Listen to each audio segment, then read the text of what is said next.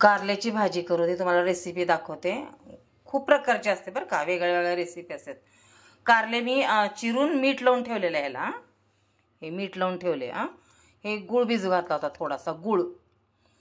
आणि हे चिंच, कोथिंबीर ठेवलेली आहे त्याच्यासाठी आपण आता.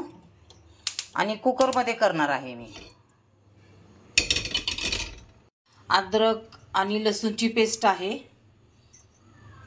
आणि हे थोडं शेंगाचं कूट केलं तयार मी.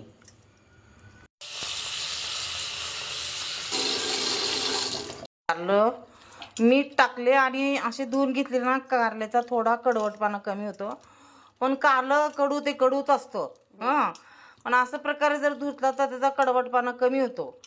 पण भाजी जर छान केली ना तर कडू लागतच नाही. करून बघा तुम्ही नक्की.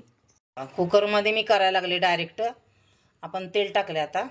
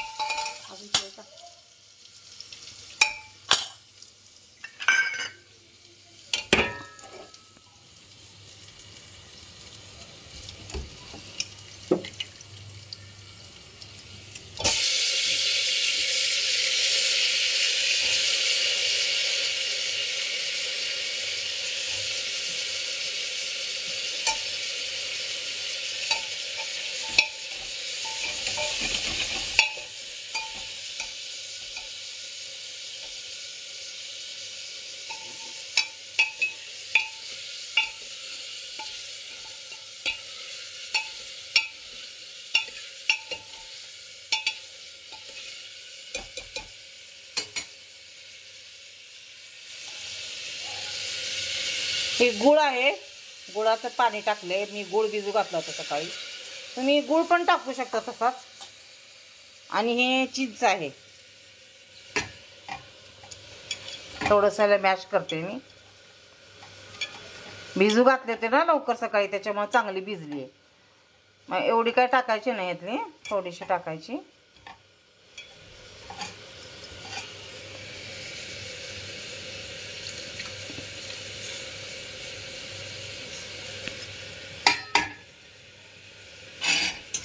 चिंच आणि गूळ टाकलेला आहे आपण. फोडणी टाकलेली आहे. अद्रक कोथिंबीरची पेस्ट टाकलेली आहे. आता याच्यामध्ये मसाले टाकू. हे बघा, लाल तिखट टाकले 1 चमचा. आणि काळा मसाला असतो आपला घरचा, तो टाकला 1 चमचा. आणि थोडंसं शेंगाचं कूट टाकले. जास्त नाही टाकायचं, 1 चमचा टाकायचा. मग हे चांगलं मिक्स करायचं.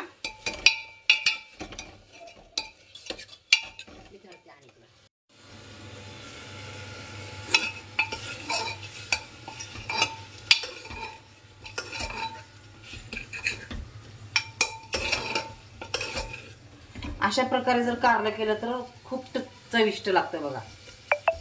तर कारल्याचे खूप प्रकार आहेत बरं का. आणि मग शेवटी अंदाजाने मीठ टाका चवीनुसार.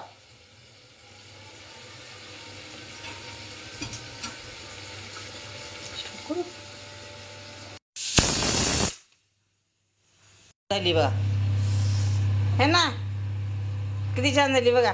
कोथिंबीर टाकायची वरून.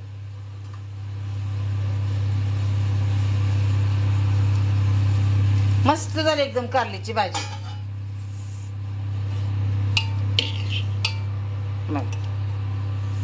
वाटत नाही कारलं मटणासारखी झाली भाजी बघा. सुक्क मटण दिसाले, सुक्क.